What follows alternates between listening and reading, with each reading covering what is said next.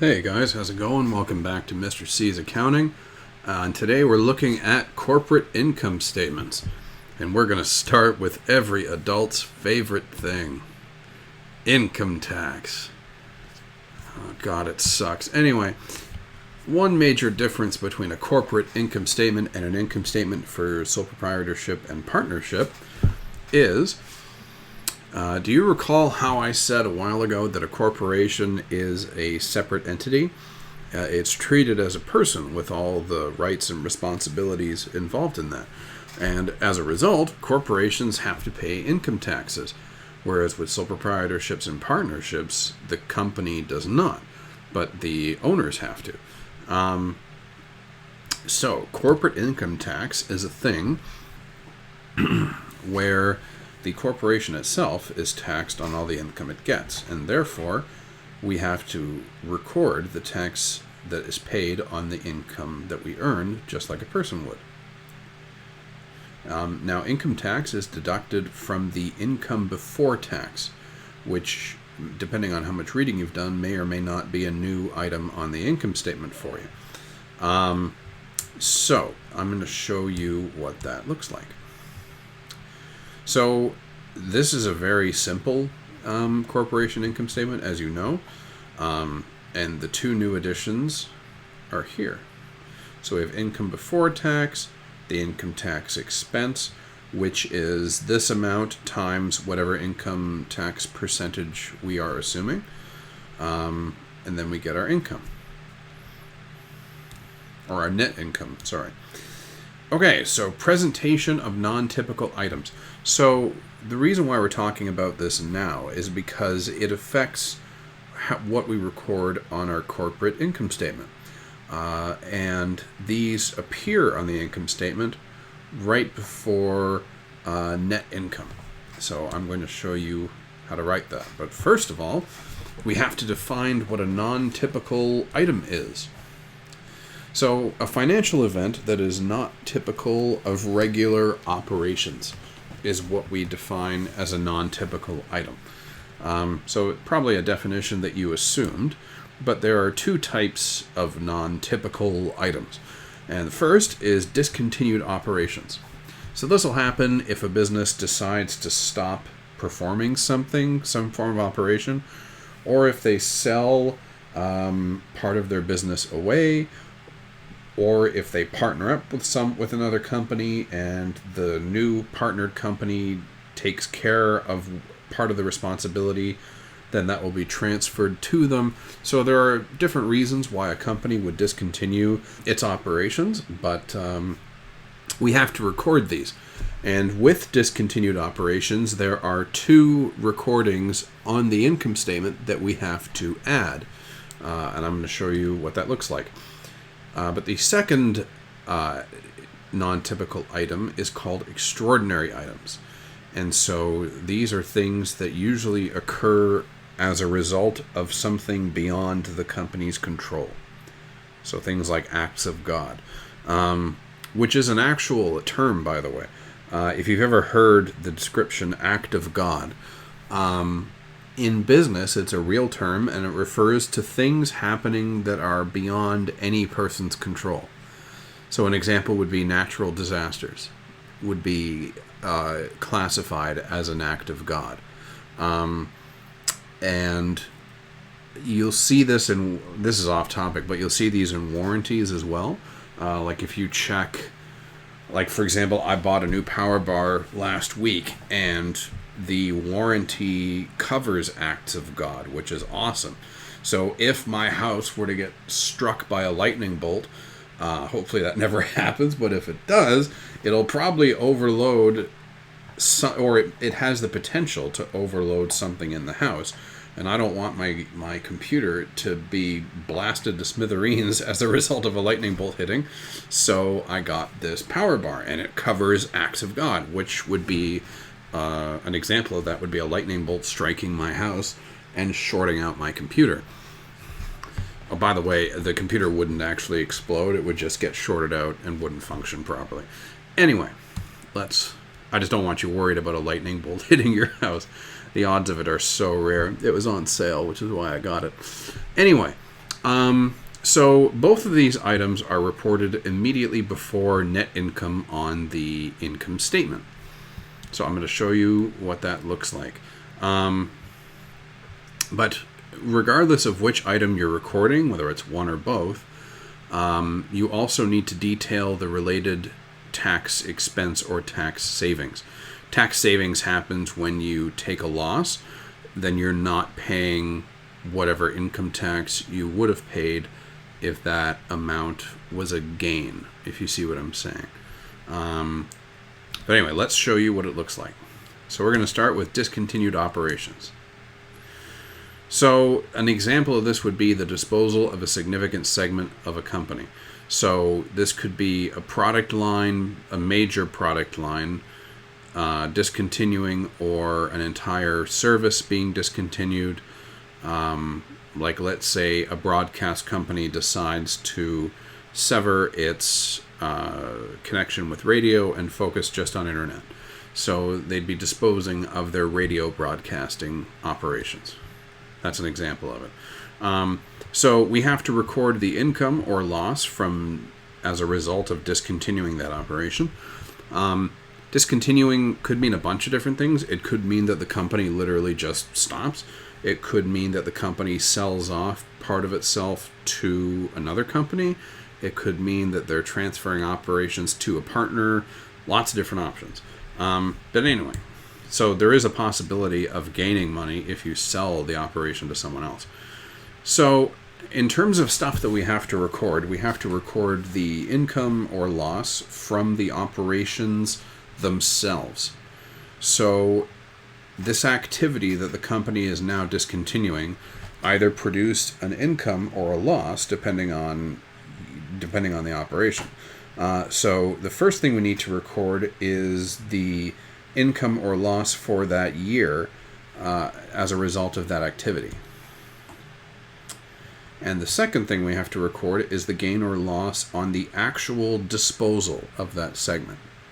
So we're looking at two different gains and or losses.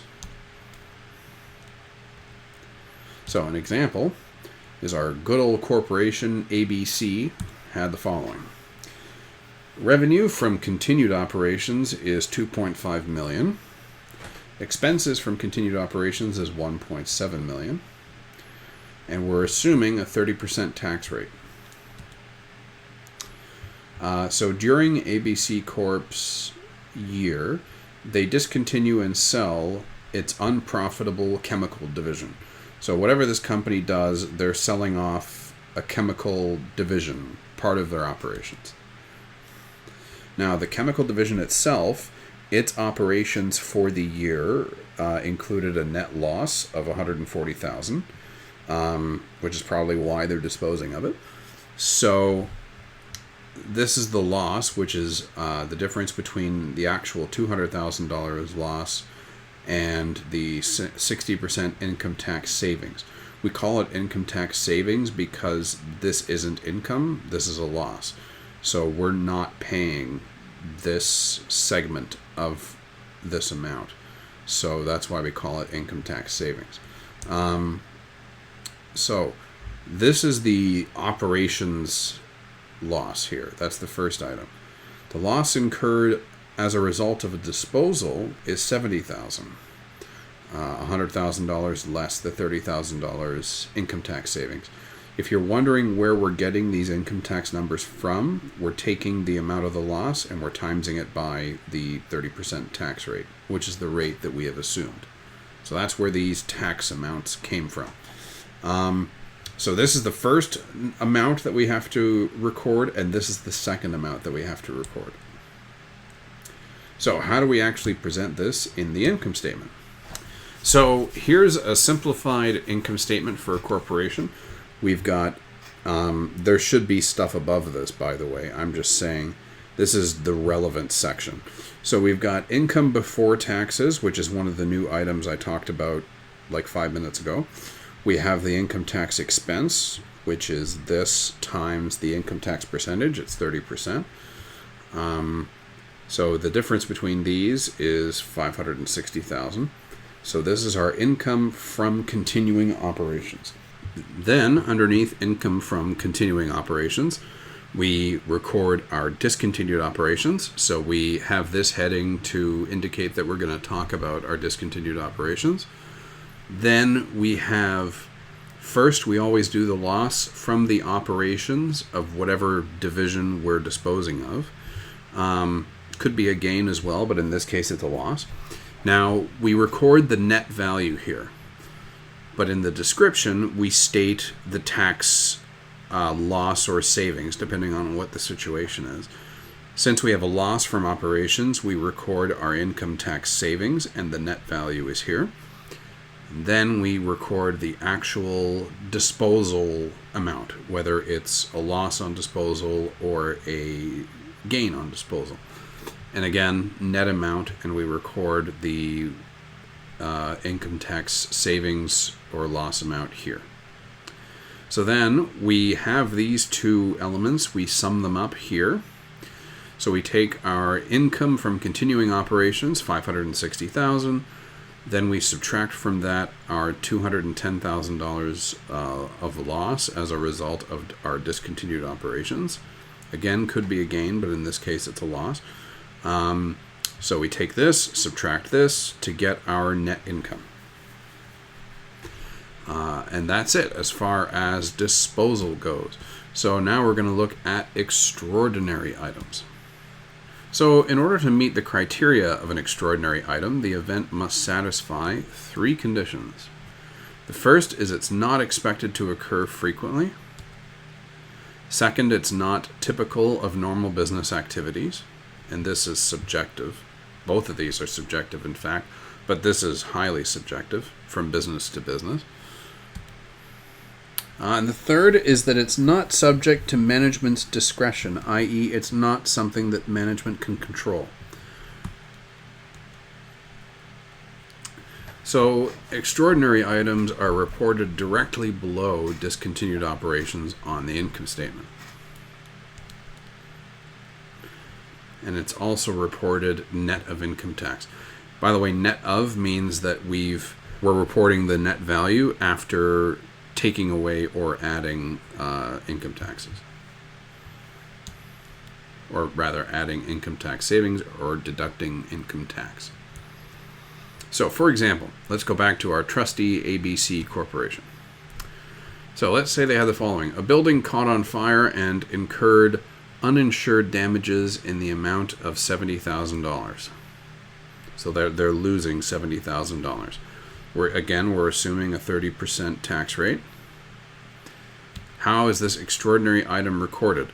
So here's our income statement again.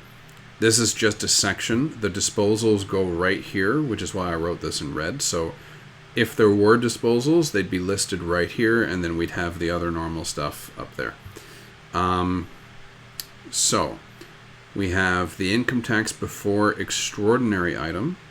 So after the disposal, we would write this subtotal, and we'd have this from before.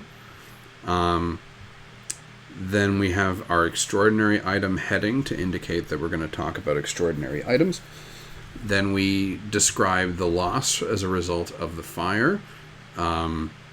Now, this is the net value. Remember, we had a loss of uninsured expenses of $70,000 times 30% is $21,000. So we take the net value between the $70,000 and the $21,000, which gives us $49,000. And then we have our net income after that. So we take our income before extraordinary item, subtract our losses, and then we have our net income at the end. And that's it. That's how we deal with extraordinary items. If you're interested in learning a little more about the different kinds of extraordinary items, there's a good table on page 707 where they've got lots of different possible items that could be considered extraordinary items. But anyway, that's it for corporate income statements. If you have any questions, feel free to email me or request a office hours discussion, and as always, I'll set it up. Anyways, hope you're having a great day, and I'll see you in the next video, which is ratios. All right, bye.